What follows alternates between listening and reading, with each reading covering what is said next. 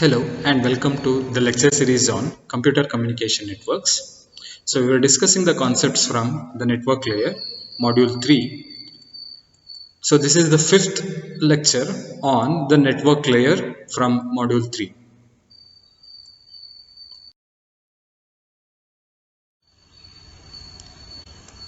Hello, this is Abhilash KJ, Assistant Professor, Department of Electronics and Communication Engineering.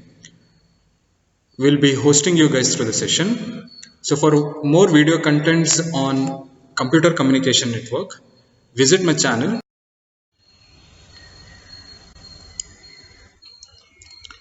So previously we had discussed the concepts from the network layer in terms of IPv4 addresses, wherein we had discussed the address space of IPv4, classful addressing and the classless addressing.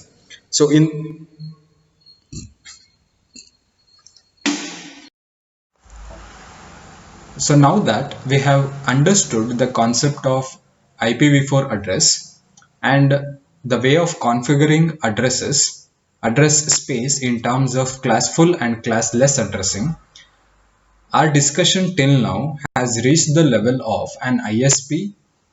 So initially ICANN will distribute the addresses to the ISPs. So once ISP addresses are allocated to the ISP, the next level is the allocation or distribution from ISP to the organizations.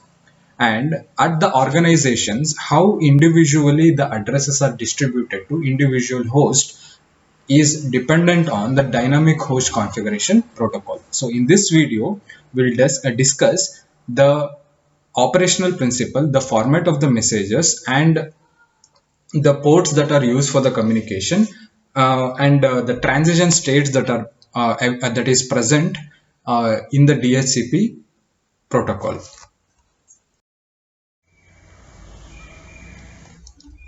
So let us understand the concept of dynamic host configuration protocol. So as we have discussed in the classless addressing, for a larger organization and for an ISP, the address distribution was done from ICANN, that is Internet Corporation for Assigned Names and the Numbers. So once the ISPs and the large organizations receives the IP address, the small organizations retrieve or they receive the blocks from the ISPs. Thus, once the block of addresses are given to an organization, whether it is a large organization or a small organization, there are two ways in which the block of addresses are distributed among the hosts in the network. So, one approach is that a network administrator can manually assign addresses to the individual user, or the address assignment could be performed automatically by making use of the dynamic host configuration protocol. The dynamic host configuration protocol, that is DHCP, is an application layer protocol which works on the server client hierarchy and which helps the network layer in the TCP/IP protocol suite. So over the years, the DHCP has found the widespread of use in the internet because of its nature of the plug and play protocol. So all the network administrator has to do is install or configure the DHCPs to assign the addresses inside the network once an organization receives the block of addresses from the ISPs. So when an DHCP is used by the network manager or the network administrator, the IP addresses could be assigned in two different ways. One, the address may be assigned permanently, that is, an user is given a permanent IP address, or the DHCP could be given The DHCP can be configured to provide the temporary address on demand. So that is the request that is given by the user. Dependent on his request to have the IP address, the address could be given by the DHCP in configured in such particular way. Thus, so the first point wherein the network manager who configures the DHCP to give the permanent address is in the situations wherein the Ethernet LAN is uh, established or configured in a fixed locations. The second scenario is the situation wherein the internet services are provided on the go. So whenever user wants the access to the particular network, he get access to it, and probably he is not fixed to a particular location. He is moving across the geographical area, or he is moving. He is not stagnant, or he is not fixed to single network.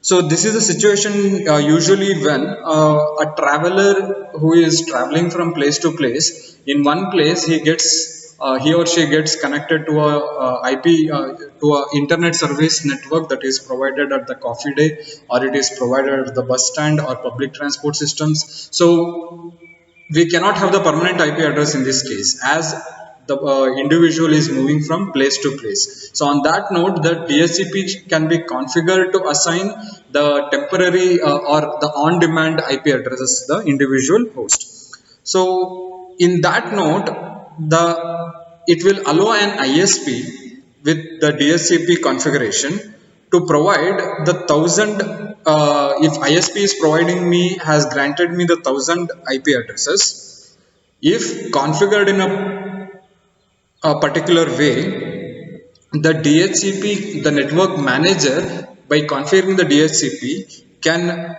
provide more than 4,000 IP addresses from the block of 1000 IP addresses that is been given. So provided that not more than 1/4 of the customers are using the network at the same time. So in addition to the IP address distribution, each individual computer in the network has to know the default address of the router to which it should communicate, and it has to know the address of the name server to which it is connected. So along with this, it has to know the network prefix of that particular of the network it is connected to. Thus, so in general, the computer, to be able to use the internet service, has to know the following services. It has to know the computer address, that is the IP address of the computer. Next, the prefix of the network to which it is connected, the address of the router, that is the next device to which it should communicate, that could be router or a gateway. Next, it has to know the IP address of the name server to which it is connected.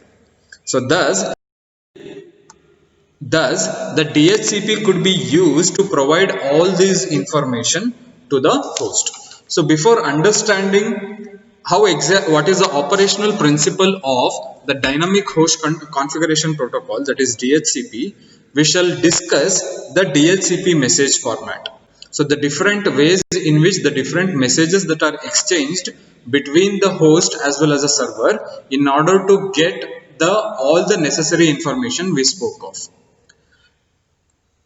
So DHCP message format is of 32-bit length, so which comprises the following fields. The first field is opcode, which is of 8-bit length. The opcode value may be two values. It could be the request or it could be the reply. If the value is equal to 1, then the DHCP message we have received or we are transmitting is a DHCP message request. If the opcode value is 2, then it is a DHCP reply message. So the second the second field in the DHCP message format is header type. So this is hardware type. So whether we are making use of wireless LAN or whether we are making use of wired LAN, that is whether we have connected to the network by making use of an Ethernet connection or the Wi-Fi connection. So that is identified by the second field or the second byte, which is of the 8-bit length, which is called as hardware type. So the third field is the length of the hardware address. As we have already studied, each individual device that is connected to a network will have two different addresses. So one is the physical address and other one is a logical address. So the physical address is nothing but the 48 is in 48 bits length or 6 bytes in length. So which is the address of the network interface card one is using. So this third field, that is the hardware address length, gives you information regarding the address of the length of the hardware address that is being used. So the next field is the hop count, which is the maximum number of hop counts the packet can travel. So because any packet that is being generated at the source, so there is a count, there is a limitation that is given on the packet to identify the liveliness of the packet. That is the maximum distance it can travel in terms of hops. So the field hop count gives you the measure of the maximum number of hops the packet can travel before reaching the destination. The next field is transaction ID, which is 32-bit in length. It is an integer that is set by the client and the same is repeated by the server. So this is very specific to a connection. So whenever client want to communicate to the server, so he mentions a random integer number for that particular connection. As we have clearly stated, IP address is nothing but it is the address of the connection from host to the internet or to the server. So thus for that connection a specific random number is given. That number is nothing but the transaction ID. So the next field is the time elapsed, which is of the 16-bit length field. So which will give you the information regarding the amount of time in seconds that is elapsed since the client has started to boot. That is the time at which the request was generated to the time elapsed till now in order to complete or in order to track the amount of activity with respect to DHCP that is completed. The next field is flags, so which is of 16-bit length again. So this is used to identify the type of the communication at the network layer that is performed. So this is, since it is of 16 bits, only the first bit is used to identify the type of communication, whether it is a unicast or it is a multicast communication. If the first bit is 0, then it is a unicast communication, and if the first bit value is 1, it is a multicast communication. So other 15 bits are not used predominantly in this case. So the next field is the client IP address. Since it is IPv4, it is of 32-bit length, which gives you an identity of the client's connection to the server. So there are situations wherein the host does not know his own address. On that note, the client IP address is set to 0 at the initial step. So next field is your IP address. So this is the client IP address that is sent by the server. So whenever a user wants to join to a network, he does not know his IP address because it has to be configured by the server. So on that note, the client IP address value is set to 0 and the communication is initiated, that is DHCP exchange is initiated. Once a server gives an IP address, that IP address is assigned in the field of your IP address. So the next field is the server IP address. So this is the broadcast ID of the server if the client does not know the IP address of the server. So there are multiple servers to which user may want to communicate to. On that note, to identify a particular connection to a specific server, the server IP address is used. If the client does not know the IP address of the server. So by default, the value is set to the broadcast IP address, that is 255.255.255.255. So the next address is the gateway IP address. So we have considered, in case two different networks has to be connected, then we have intermediate connecting device which is enabling the communication or the connection. Thus, the client need to know the address of the default router through which it is connected to the internet. So the gateway address has the default address of the router through which it is connected to the internet. So the next field is the client hardware address. So this is the type of the hardware that is being used. Dependent on that, the hardware address is given. Similarly, we have the next field, which is server name, which is of 64 byte length, which gives you information on the domain name of the server to which the client want to connect to. Then we have the boot file name, which is of 128 byte file, which will be having the information regarding the different set of configuration files that is required to have the connection with a particular server. And finally, we have the field which is options field of 64 bytes. So this is usually used to have a dual role, which plays very important role in the functioning of DHCP. So the option field is used either to have store or the convey the additional information, or to have convey the specific vendor information. So the server may use a number which is called as the magic number or the magic cookie in the form of the IP address with a value of 99.130.83.99. So whenever the client finishes reading the message, it will look for the magic cookie that I have mentioned. That is the IP address with a value of 99.130.83.99.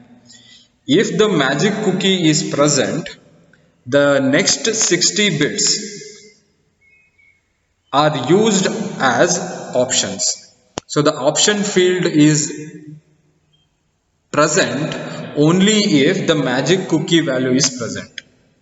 So if the option field is present, which shall be having the following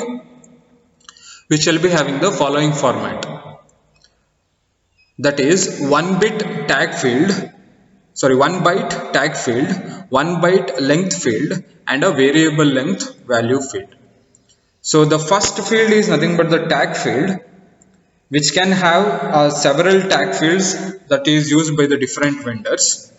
Then the second field is length field, which is of 1 byte, and the final field is nothing but the value field, which has dependent on the tag value that is been selected, the value field may be having the different values. So with respect to DHCP, we define if the tag value is 53, which shall define the 8 type of the messages that are shown here. If the value is 1, that is tag value is 53 and the value is equal to 1, it is a DHCP discover type message. If it is 2, it is a DHCP offer message. If it is 3, it is DHCP request message. 4, DHCP decline message. 5, DHCP acknowledgement message.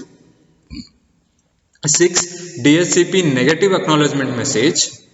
8, DHCP inform message, and finally DH7 DHCP release message. So these are the different values that will be that is mapped to the tag value of 53. We shall in order to understand the operational principle of DHCP, it is important to know these particular message types. Now let us discuss the operation of DHCP. So one thing which we have to identify, or which we have to remember here is that the server is already present and the network is already present. So it is the DHCP operation is initiated by the client because he wants to join a particular network. On that note, I have a client who does not know his IP address, or he want to connect to a particular server to have access to the network. On that note, this is the server we have considered with the IP address of 184.14.16.170. So the client initiates the process by creating a DHCP discover message, in which, since it does not know, we have already considered DHCP message format. So that in the DHCP message format, since the client is new to the network, apart from the transaction ID, he does not know any information. Thus, the client generates an or creates an DHCP discover message, in which it only mentions the transaction ID, which is a random number. It does not know the lease time, it does not know the client address, your address and the service address. So these are the information here, the two set of information you need to identify. So this is the address with respect to a UDP connection, that is in the yellow part. So this is the port addressing we are making use of. Since we are making use of UDP, that is user datagram protocol, for an internet connection here, the UDP connection will have two specific information, that is the source port address and destination port address. Then we have IP layer specific information, that is in the blue. So you need to know the source address of the packet and the destination address of the packet. So when the DHCP discover message is created by the IP address, it does not know its IP address, its own IP address. Hence the value is set to 0. So this message type we have considered in the separate category of classless addressing as the special address. So 0.0.0 is nothing but it is the this host address when it is used when the client does not know his own IP address. Then we have the destination address of 255.255.255.255. This is used when the destination IP address is not used, and this is a broadcast message that is being sent. So there in the network there might be multiple servers that are present, and client want to connect to any one of the server. Because of that, the destination address is set as a broadcast address. Thus all the servers will receive this particular message. So upon receiving an DHCP discover message, and server, or if there are more than one servers in the message in the more than one servers in the network, they responds with the DHCP offer message, which is having the value of 2 in the option format, which comprises of the detailed informations regarding the information that is required for an host to get connected to this network. So with the same transaction ID, it will declare the lease time as 3600 seconds, and the client address is not yet set because the client address is nothing but the source address of the host. Since host has not yet confirmed the assigned address, this field is 0, and your address is nothing but the IP address that is assigned by the server to the client for the current connection. It is finally the client who decide whether to retain this address or not. And the server address is replaced as 181.14.16.170, that is clearly mentioned here. Now the server is communicating its address and the available address that can be used by the client, and the source and destination ports are interchanged here. That is, source port is 67 since the server is generating the message, and destination port is 68 since it is destined for a client. And since the packet is generated by the DHCP offer message that is generated by the server, the source address will be the address of the server, and the destination address is once again broadcast, because if there are more than one servers that are present, the all the other servers has to know the offer that is generated by this server. So in case they have the better offer, they can communicate same to the client. Once the client receives this particular this DHCP offer from a specific server, it may choose to retain the offer or look for more other offers. If the client is happy with the offer it has got, it will reply back with a DHCP request message, in which it will accept the lease time, it will accept the IP address that is being given. Try to distinguish these two messages here. So the client address has no value in the DHCP offer message, since the client has not yet accepted the IP address. Here, since the client accepted the DHCP offer, automatically the address in the your address field of the DHCP offer is copied to the client address. Now in this network, client is identified by the IP address 181.14.16.182, and it know its own address as well as the server address, and with this it will generate the packet with the source address value of this and destination address of the broadcast address of a server.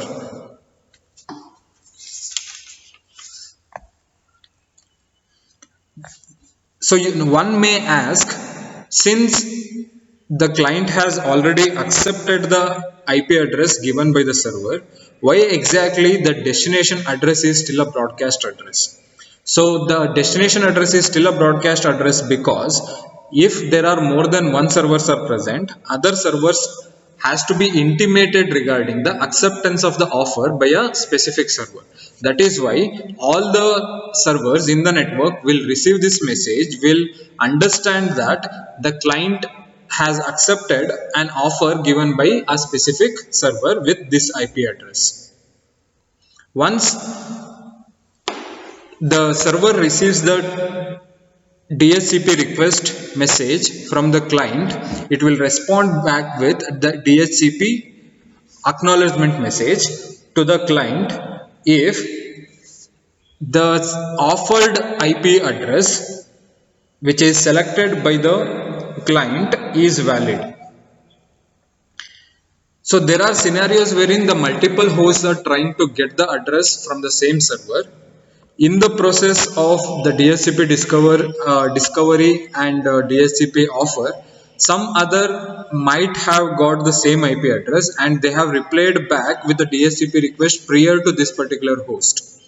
On that note, if the address, the server has to cross verify whether the offered IP address is still available or not. If it is still available, it will reply back with DHCP acknowledgement. If the offered IP address is already being used by some other client, then it will reply back with DHCP negative acknowledgement message. On that note, the client has to reinitiate the process to get a newer IP address.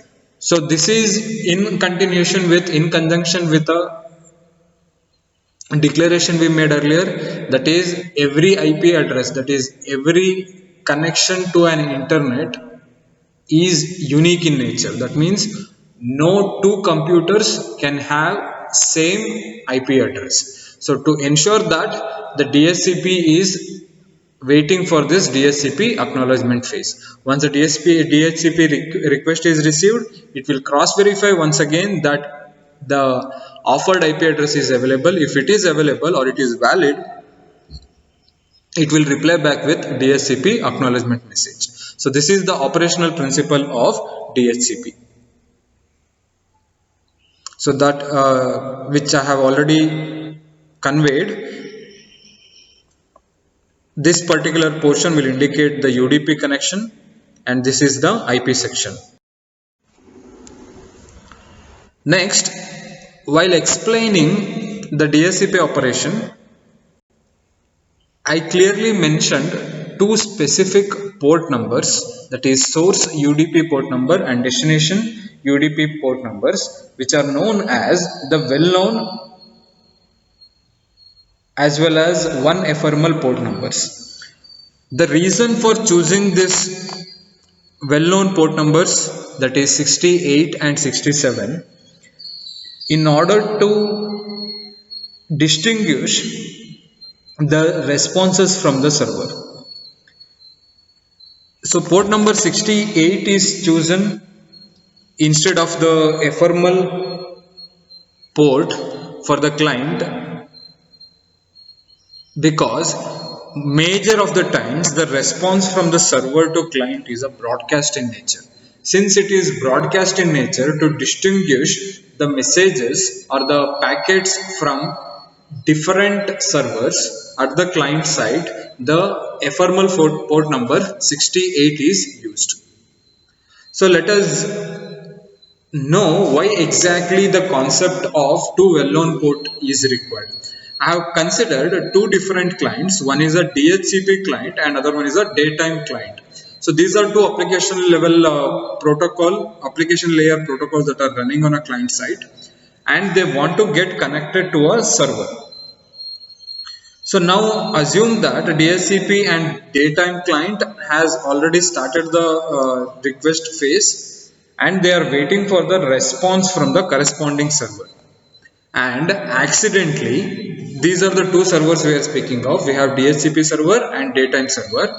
Accidentally, both DHCP as well as daytime clients are making use of a temporary port number 56017. That is, both are using the same port numbers accidentally at the both DHCP client as well as a daytime client. Once they initiate the communication with the server to have an IP address, they want to connect to an IP address. The communication from client to server is unicast in nature, maybe in unicast in nature, or it might be broadcast in nature. Since I have two servers here, the message from a client is broadcasted to DHCP server also and daytime server also. So this is what the first message in the operation of DHCP we considered. In the DHCP discover, the first message is broadcasted to the is sent with the destination address of the broadcast ID of the server. So these DHCP server as well as the daytime server will receive the discover message from the DHCP. Since DHCP has opted for a DHCP connection, daytime server will not reply back. Since the communication from server to client is broadcast in nature, DHCP server will send the broadcast message to all the hosts that are present in the network. Thus, DHCP client will receive the message on the same port, that is 56017, and daytime client also receives the message on the same port, that is 56017. Since the message is a DHCP offer message, only DHCP client can understand the DHCP offer message, but daytime client cannot understand and it is confused with the format that it has received. Because of this, probably the message is not understood by the different clients. So this is the reason why a specific port numbers are used to have the communication. For example, let us say that the DHCP server is running on the port number. DHCP server is making the DHCP server is making use of a specific well-known port number, that is 68. Thus, the daytime client is running on 56017. This is the case I spoke of. DHCP server will broadcast the message. Since both have the same port numbers, DHCP client also receives the copy and daytime client also receives the copy. Only DHCP can process the message since it's a DHCP offer message. Daytime client cannot process the message and it is confused with the same. In case if we make use of the ephemeral well-known port numbers, on that note, the DHCP client will be making use of a port number 68 and daytime client is free to make use of any other port numbers. In this note, if the response or the DHCP offer is generated, it is generated very specific to the DHCP client since it has a port number 68. So in this note, the temporary port numbers selected from a different range will give the freedom for other type of servers to have the proper communication. So one may ask doubt here, since we have considered different clients here, what happens if both are having the same, both are running on the same upper layer protocol, that is DHCP. If both of these are DHCP clients, on that note, in order to distinguish the type of the message we are having here, so we'll identify the transaction ID is distinguished by the value of the transaction ID, which will separate each response from the server with respect to the other responses. So once the connection is established, so the server will not send all the information to the client which is joining the network. So in the DHCP acknowledgement message, that is the last message that the server sends to a client, it will give the path name for the file in which the complete information regarding related to that particular server is provided in that particular file, and the client can use the file transfer protocol to obtain the rest of the needed information for the communication exchange.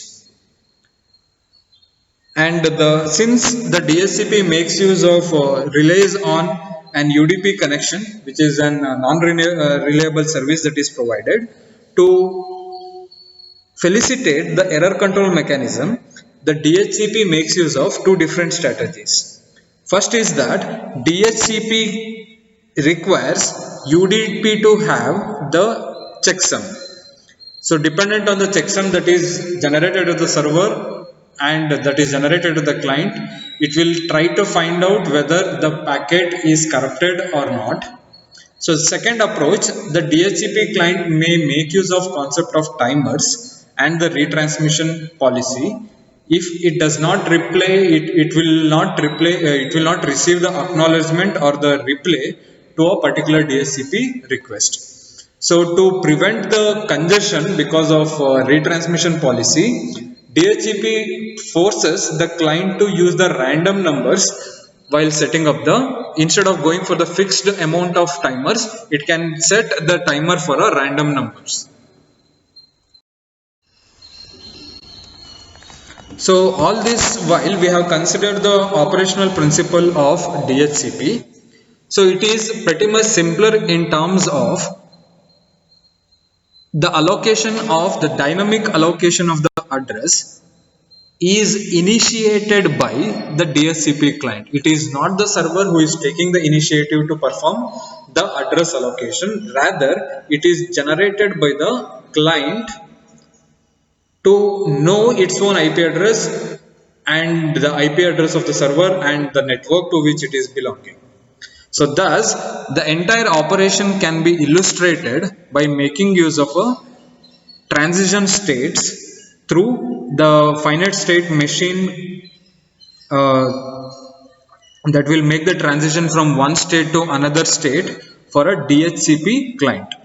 So initially, whenever a client wants to connect to a network, which want to join to a network, it will initiate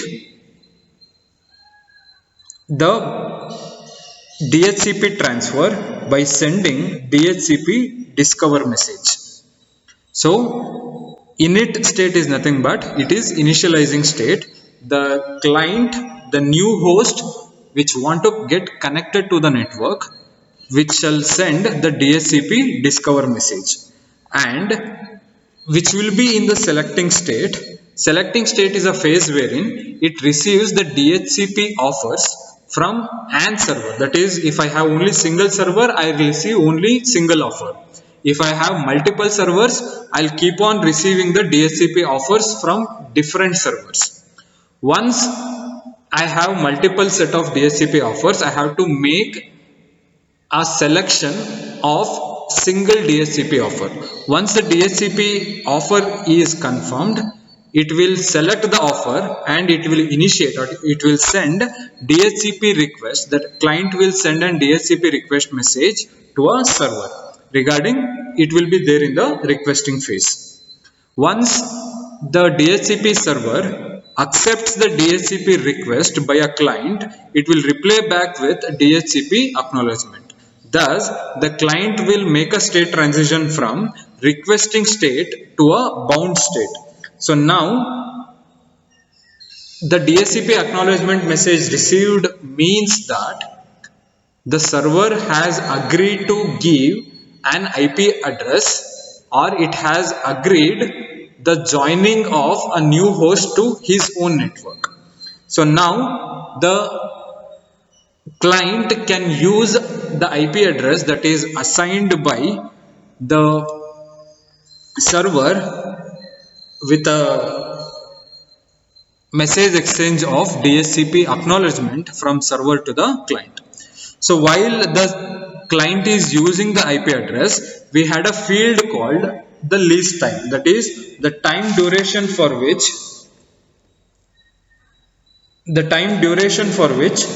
the client can have this particular IP address.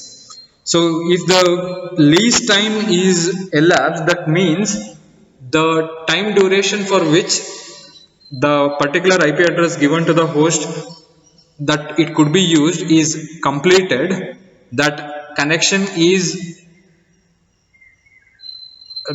no more valid now. The client has to reinitiate the process to get the new IP address or the new connection to the server to have the connection furthermore. So there are three phases in which the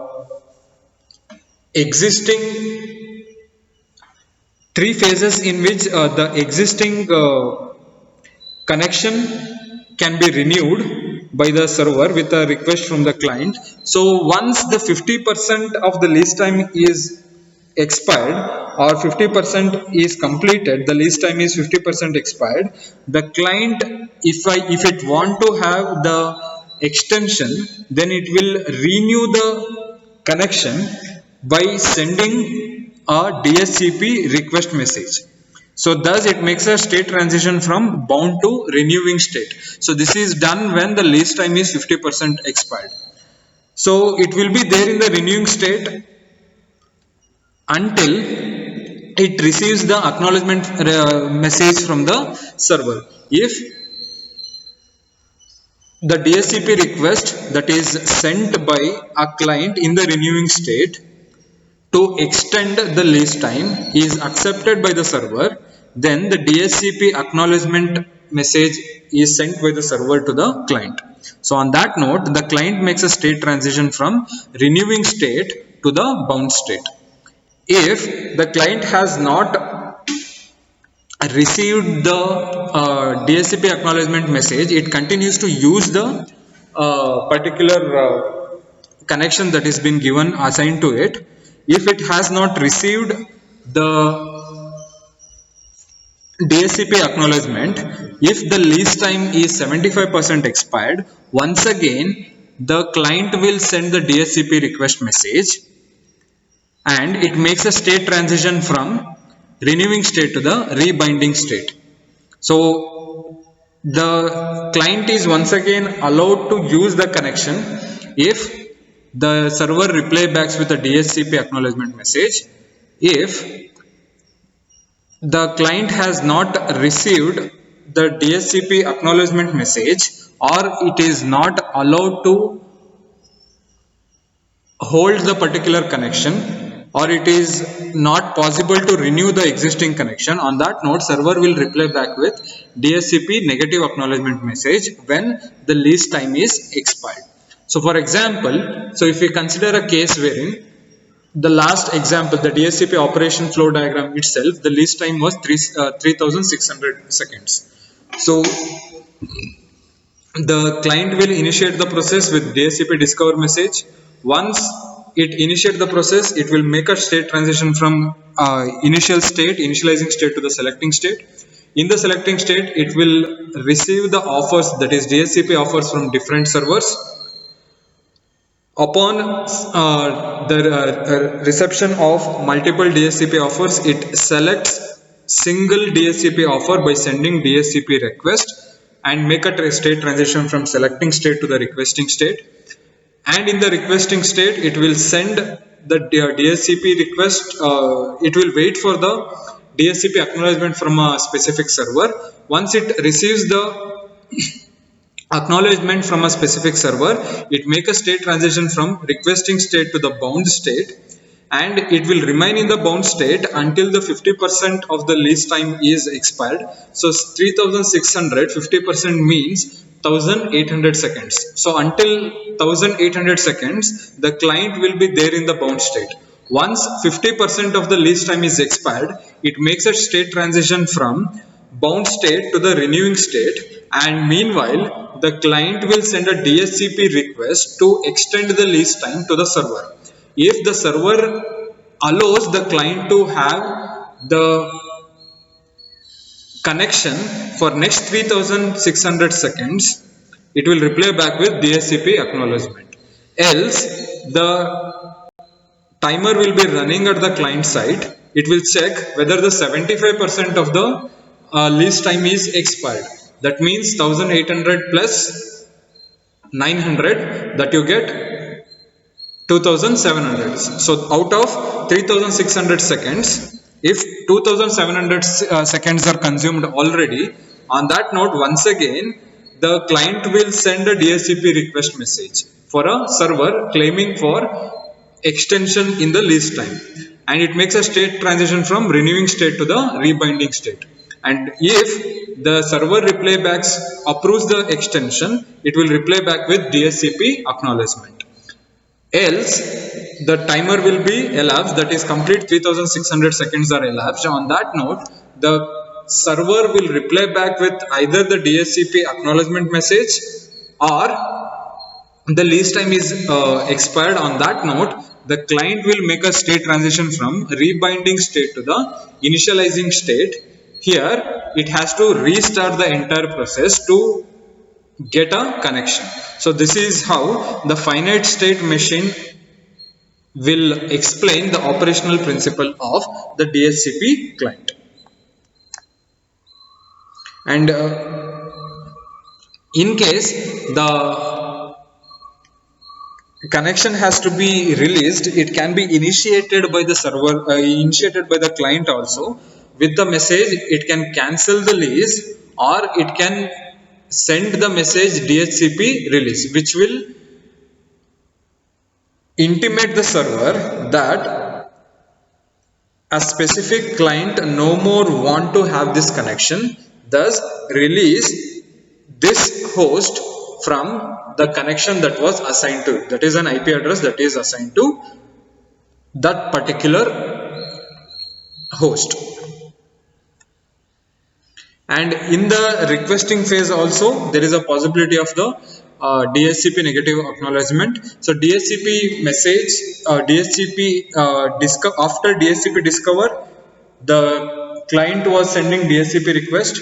If the DHCP request was delayed and that IP address that was offered to the user A is no more available, on that note the server may reply back with DHCP negative acknowledgement stating that this IP address is no more valid. So in this video we have discussed the concepts from dynamic host configuration protocol, wherein we discuss the responsibility and the functionality of the dynamic host configuration protocol. We discussed the message format, and the type of messages that are exchanged, that is mentioned in the optional format. And then we consider the operation of DHCP in terms of exchange of messages, and we discuss the concept of the ports that are used, which are referred as two well-known ports, that is port number 68 and 67 for UDP communication. And we discuss the transition states of an client under DHCP operation. So in the video coming up next, we'll discuss the network address resolution or network address translation concept.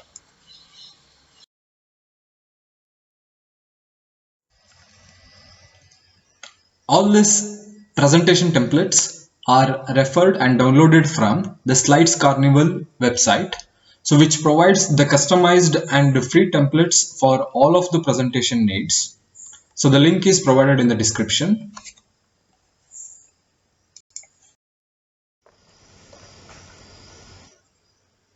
I hope you like this particular video. If you have liked, please like the video, share among your friends, and subscribe to my channel for further updates on computer communication networks. Thank you so much.